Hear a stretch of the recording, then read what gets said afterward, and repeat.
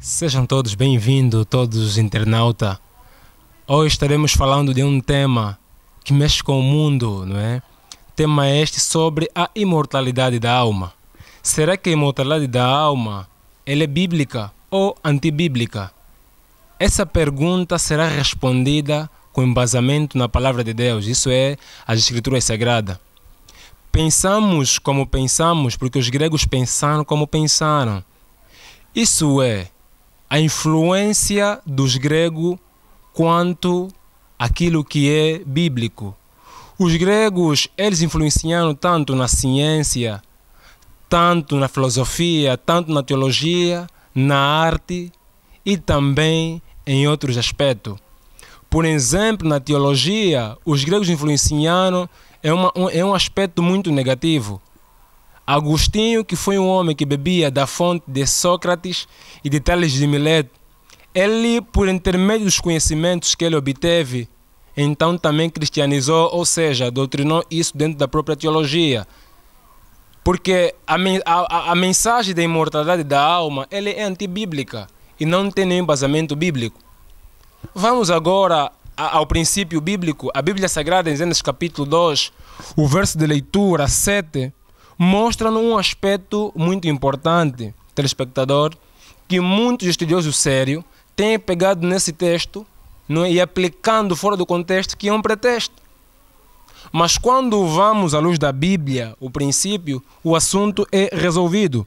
Por exemplo, aqui em Gênesis capítulo 2, o verso 7 de leitura, diz o seguinte: Então formou o Senhor Deus ao homem do pó da terra, e lhe soprou nas suas narinas o fôlego de vida, e o homem passou a ser alma vivente. O texto é muito claro. O ser humano, ou seja, o homem, passou a ser alma vivente, e não que o homem tem uma alma dentro de si. Então, quando nós lemos o texto e o contexto do texto, o assunto é resolvido. Então, a situação que ocorre nesses textos, e muitos estudiosos sérios, é a falta da leitura atentiva no texto bíblico.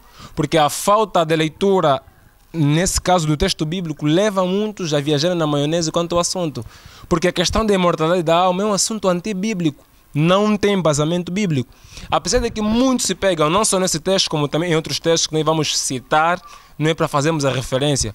Mas pude fazer algumas pesquisas relativamente a alguns estudiosos sérios que eram contra a doutrina da imortalidade da alma. Porque as pessoas, esses estudiosos, eles creem que o ser humano é dualista, não é? O dicotomismo e o tridicotolismo, que a pessoa é dividida em três partes. Dualismo. Mas a Bíblia Sagrada nos mostra que o ser humano é holístico, inseparável, e não de tal forma que muitos têm ensinado o dualismo, tridicotomismo, que é antibíblico. O ser humano é holístico. Vamos na Bíblia Sagrada, em 1 Tessalonicenses capítulo 5, o verso 23. A palavra de Deus diz o seguinte: O mesmo Deus da paz vos santifique em tudo, e o vosso espírito, alma e corpo sejam conservados e íntegros e irrepreensíveis na vinda do nosso Senhor Jesus Cristo. Então, muitos estudiosos sérios, ao ler essa divisão, eles mencionam que o ser humano é holística, ou seja, é dualista. Mas, de acordo com esse princípio, não é o que o apóstolo Paulo está a fazer a referência. O que é que o apóstolo Paulo quer fazer referência com base nesse texto? É que o telespectador tem que entender que na Bíblia Sagrada o termo alma, ele pode variar, pode significar a pessoa viva, ou seja, a pessoa em si. Por exemplo, em Ezequiel capítulo 18, o verso 4, diz que a alma que pecar, essa morrerá. Quem peca é a pessoa. Então, nesse contexto, o termo alma, ela significa a pessoa humana, o corpo físico. Então, há versões, por exemplo, aqui no Novo Testamento, que o termo alma pode significar mente, coração, Então ele varia o contexto, como o espírito. Por exemplo, aqui, o que o apóstolo Paulo queria dizer em Tessalonicenses capítulo, ou 1 Tessalonicenses capítulo 5, verso 23? O apóstolo Paulo deixa claro que esse conceito ao escrever que todo ser com um aspecto físico, mental e espiritual precisa ser santificado e preparado para a volta de nosso Senhor Jesus Cristo. Não há no texto a mínima ideia que é possível continuar santificado a alma depois da morte. Então nós vimos aqui que o apóstolo Paulo faz a referência que aqui o corpo, não é? Ela significa a mente.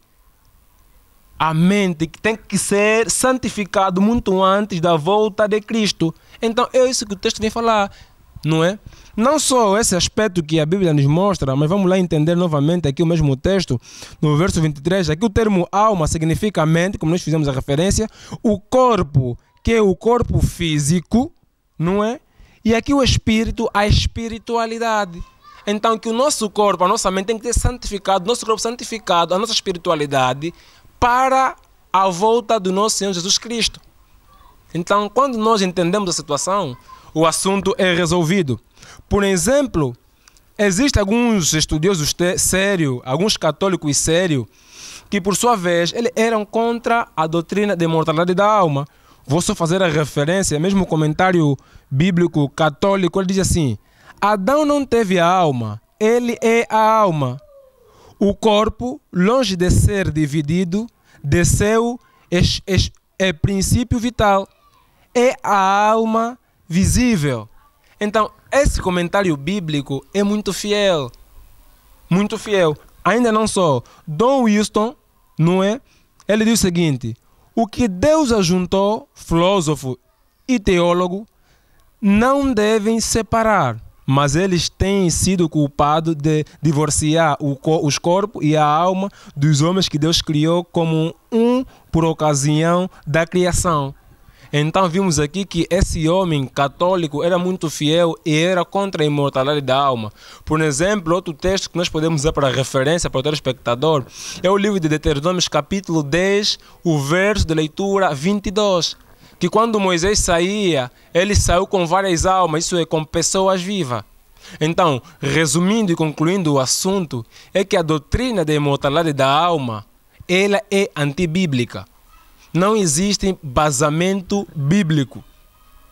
Agostinho ele foi influenciado pelos conhecimentos de Sócrates e Platão, que por sua vez tinham conhecimento fora do contexto bíblico.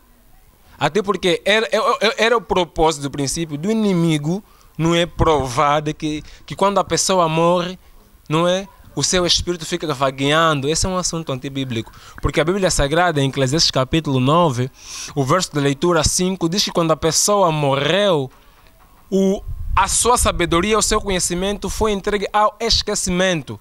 E a Bíblia Sagrada, em João capítulo 11, verso de leitura 11, Jesus Cristo compara a morte como um sono. E não só, judeus sérios também comparavam a morte como um sono. Por exemplo, Daniel foi um judeu, Davi foi um judeu. Em Daniel capítulo 12, verso 2, a morte como um sono. Então, resumindo, concluindo sobre essa mensagem, é que não existe na Bíblia Sagrada um princípio que apoia essa doutrina. É uma doutrina antibíblica. Vamos orar para que Deus nos ajude, para que pessoas que têm levado essa mensagem, não é, mudem de atitude relativamente ao aspecto, porque o inimigo está para destruir. Então que Deus possa o acompanhar, tenha uma reflexão relativamente ao assunto.